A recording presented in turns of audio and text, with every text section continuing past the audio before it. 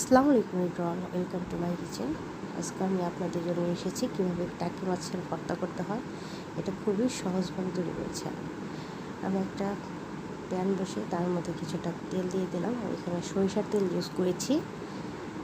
তো আমি এর মধ্যে আগে থেকে মাখিয়ে রাখা লবণ আর হলুদের গুঁড়া দিয়ে মাখিয়ে রাখা টাকি মাছ দিয়ে দিচ্ছি। আমি কিছুক্ষণ মাখিয়ে রেখেছিলাম।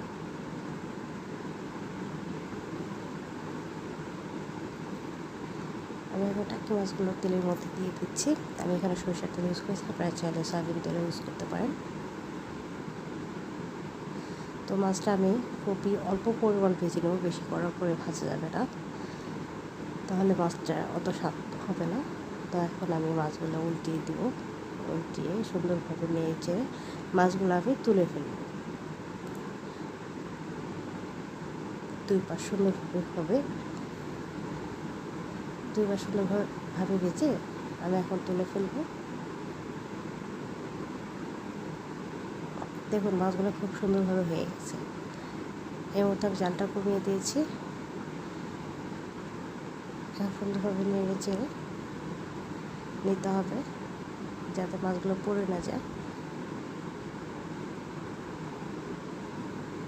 তো আমার মাছ ভাজা হয়ে গেছে। এই মুহূর্তে আমি মাছগুলো তুলে নেব।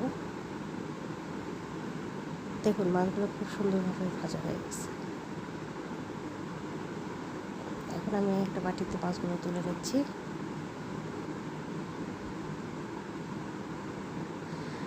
এখন আমি মাছগুলো তুলে নেওয়ার পরে মাছ থেকে কাঁটাগুলো সরিয়ে নেব।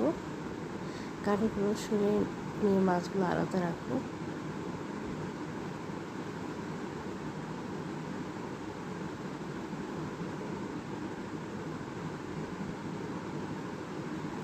আমি মাছগুলো আলাদা রেখে দেবো। পর আরেকটা হাঁড়িতে কিছুটা তেল দেব।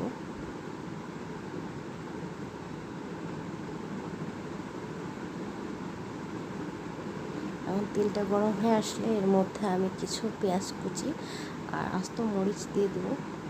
আমি এখানে ঝাল একটু বেশি খাই, এর জন্য মরিচটা একটু বেশি ইউজ করেছি। আপনারা আপনাদের পরিমাণ মতো মরিচ ইউজ করবেন, যে যেমন ঝাল খান সেই অনুযায়ী দেবেন। আমি এখানে একটু বেশি ইউজ করছি।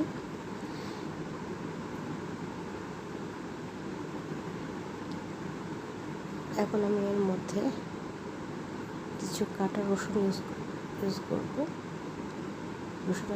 রসুনটা দিলে ফ্লেভারটা অনেক ভালো আসে। তো কিছুটা নিয়ে ছেড়ে আমি এর মধ্যে রসুন দিয়ে দেবো। পরিমাণ মতো রসুন দেবেন, পরিমাণ মতো যে যেমন খান। আমি এখানে 1 টেবিল চামচের মতো রসুন ইউজ করেছি। রসুনটা দিয়ে ভালোভাবে ভেজে ব্রাউন কালার করে আমি নামিয়ে নেব। সুন্দরভাবে ভাজতে হবে। যখন দেখবেন ব্রাউন কালার হয়ে এসেছে তখন আমি নামিয়ে ফেলবো এটা। আপনারা এটা মিক্সিতে দিয়েও বাটতে পারেন মাছের সাথে মিক্সড করে। আমি এখানে লবণ ইউজ করিনি, আমি বাটার সময় লবণ ইউজ করব। তো আপনি এটা নামিয়ে এমন বাটেও বাটতে পারেন, আবার আপনি ব্লেন্ডারও বাটতে পারেন। তো আমি এখানে বাটা বেশি মজা, এটা বাটে বেটেছি। তো হয়ে গেল আমার সুস্বাদু ভর্তা টাকি মাছের। তো সবাই ভালো থাকবেন।